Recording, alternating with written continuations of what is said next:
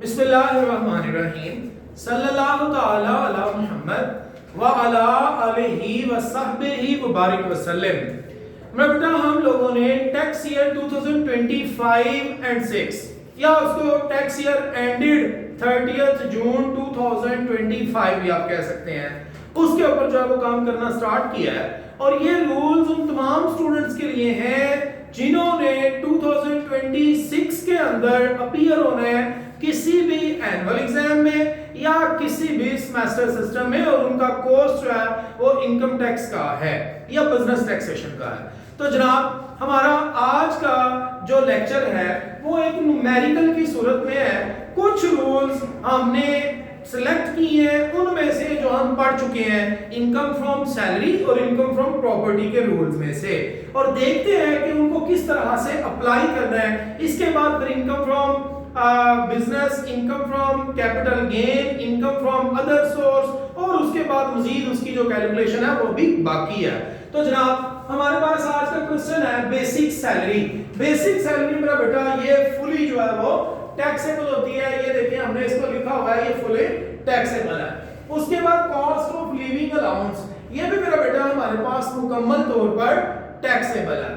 फिर उसके बाद हम बात करें car provided for personal use and business use. ये देखें यहां उसने बोला हुआ है car provided by employer for personal and business use, cost of car is 12 lakh and employer took this car on lease and rupees 2 lakh. तो बेटा इस चीज को याद रखें कि जब भी वो हमें कन्वेंस फैसिलिटी देगा, उसने हमें गाड़ी दी है पर्सनल यूज के लिए भी और ऑफिशियल यूज के लिए भी, तो हमने गाड़ी की जो मार्केट वैल्यू है सिर्फ और सिर्फ उसको लेना है। इसके अलावा गाड़ी से रिलेटेड कोई इंफॉर्मेशन होगी उसको हमने कंसीडर नहीं करना।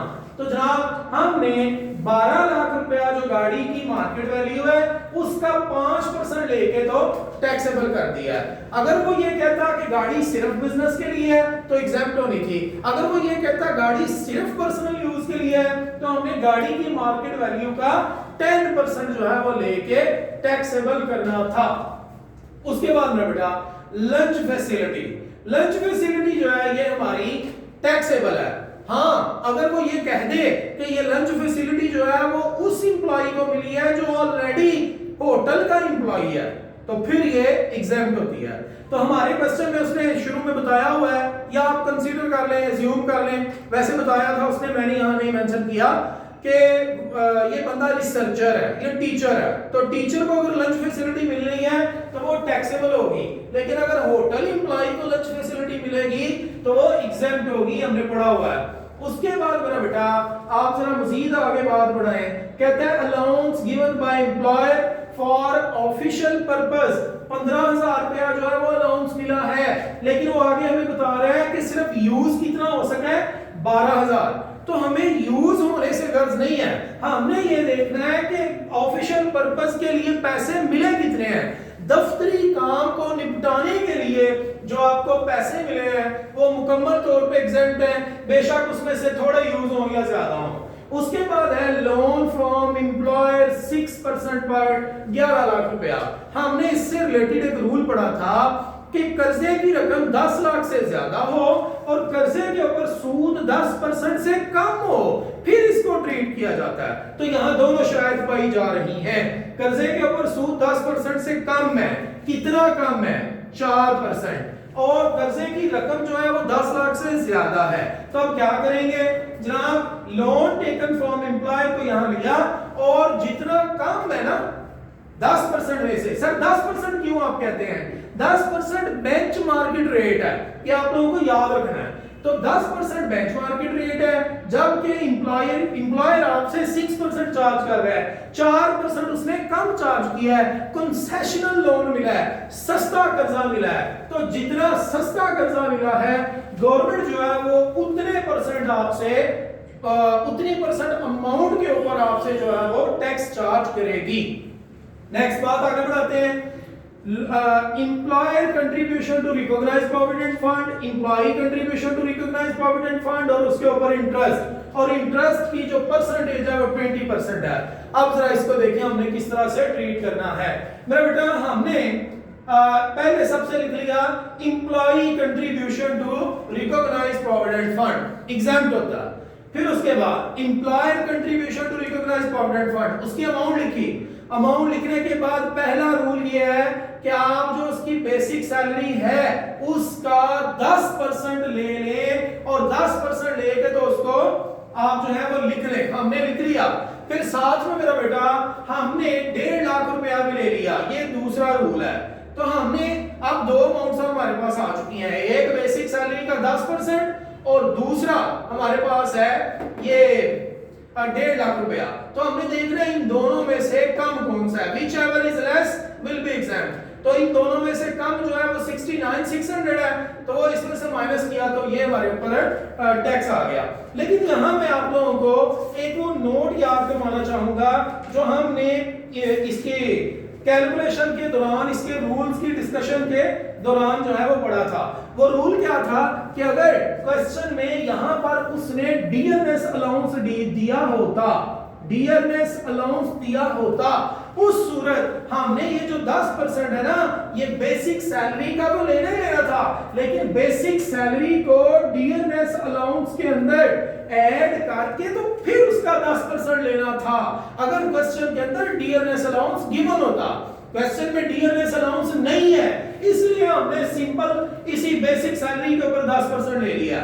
अगर डियरनेस अलाउंस होता तो हमने बेसिक सैलरी के अंदर डियरनेस अलाउंस को जमा करना था, वो जो जवाब आना था उसके ऊपर 10% लेके लिखना था और साथ में 1.5 लाख ही ऐसे ही रहना था। फिर हमने दोबारा देखना था इनमें से कौन सी वैल्यू कम है, जो कम होनी थी वो हमने यहाँ से एग्जाम्प्ट करके बकाया के ऊपर टैक्स लगाना था। उम्मीद है बात समझ आ गई होगी। यहाँ डियरनेस अलाउंस है नहीं है, इसलिए हमने सिंपल बेसिक सैलरी को पकड़ लिया। उसके बाद जनाब हमारे पास इंटरेस्ट का जो रूल है रिकॉग्नाइज्ड प्रोविडेंट फंड से रिलेटेड, वो क्या है? वो ये है कि जितना आपको इंटरेस्ट मिला है वो लिख लिया।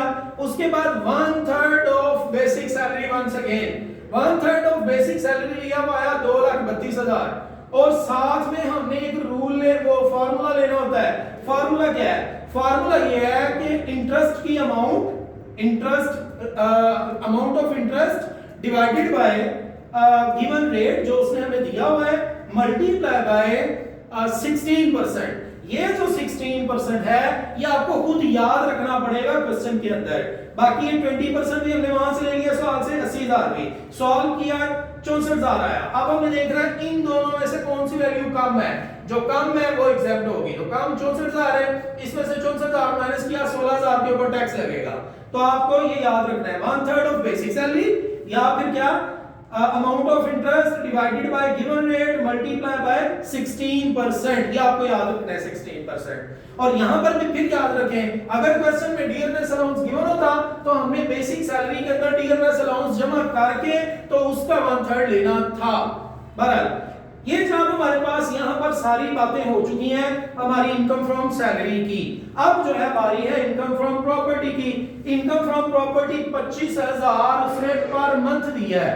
तो मैं बेटा जो पर मंथ दिया हुआ है वो जनाब हमने यहाँ ले लिया 12 से मल्टीप्लाई करके और उसके अंदर ऐड किया 1/10 ऑफ अनएडजस्टेबल एडवांस। और आप लोगों को अगर याद हो कि जो चीजें ऐड होती हैं इनकम फ्रॉम प्रॉपर्टी के अंदर वो एक से ज्यादा हैं।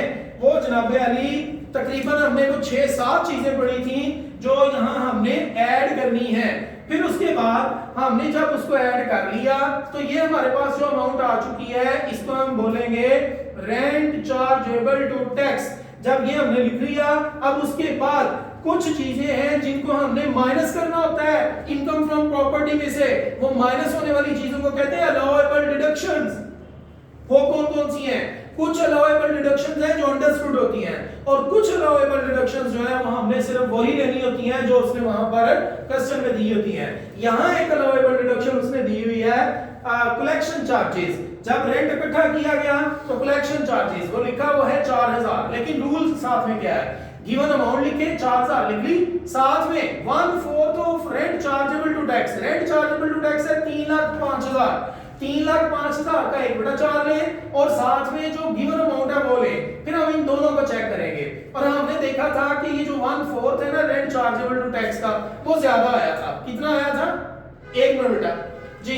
तो हमने ये देखना था कि 3,05,000 का 1/4 जो है ना वो ज्यादा आया था, इसलिए फिर हमने उसको छोड़ दिया था और ये 4,000 यहां से माइनस किया था। और साथ में रिपेयर अलाउंस, सर ये तो सवाल में कहीं नहीं बताया, तो मैंने आपको पहले बोला है, ना भी बताया हो तो हमने उसको लेना है।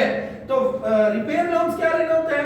1/5 of rent chargeable to tax. 3,05,000 का 1/5 लिया तो वो जनाब हमारे पास आ गया 61,000। अब हमने क्या किया, रेंट चार्जेबल टू टैक्स में से दो जो है वो अलाउएबल डिडक्शंस थी, माइनस की, हमारे पास ये आ गया, ये है इनकम फ्रॉम प्रॉपर्टी। ठीक है जी। यहां एक चीज आपको एक्स्ट्रा लिखी नजर आ रही है, वाटर चार्जेस। इसको हमने यहां पर एंटरटेन नहीं किया। इसका मतलब ये हुआ क्वेश्चन में कुछ चीजें ऐसी भी आएंगी जिनको हम एंटरटेन नहीं करेंगे। अच्छा सर वैसे इसको किया क्यों नहीं है? इसलिए नहीं किया कि ये पहले जो है ना ये अलाउएबल डिडक्शन थी, पहले हम इसको रेंट चार्जेबल टू टैक्स में से माइनस कर सकते थे, लेकिन रूल चेंज हो गया। अब हम अगर सवाल में आ भी जाएगा तो इसको एंटरटेन नहीं करेंगे। इसके लिए हम क्वेश्चन मुकम्मल होने पर जाके एक नोट लिखेंगे, water charges will not be treated as allowable deduction. ये आपने इंग्लिश में नोट लिखना होगा, ये सवाल का हिस्सा है। तो ये जनाब हमारा फिलहाल ये इनकम फ्रॉम प्रॉपर्टी है और ये सारी इनकम फ्रॉम सैलरी है। टोटल करेंगे अभी नहीं, क्योंकि अभी तो इनकम फ्रॉम बिजनेस और बाकी सारी इनकम जो है वो ऐड होंगी, फिर टोटल इनकम आएगी और उसके ऊपर टैक्स की कैलकुलेशन होगी। आने वाली क्लासेस में इंशाल्लाह ये सब सीखेंगे। Keep watching Aftab.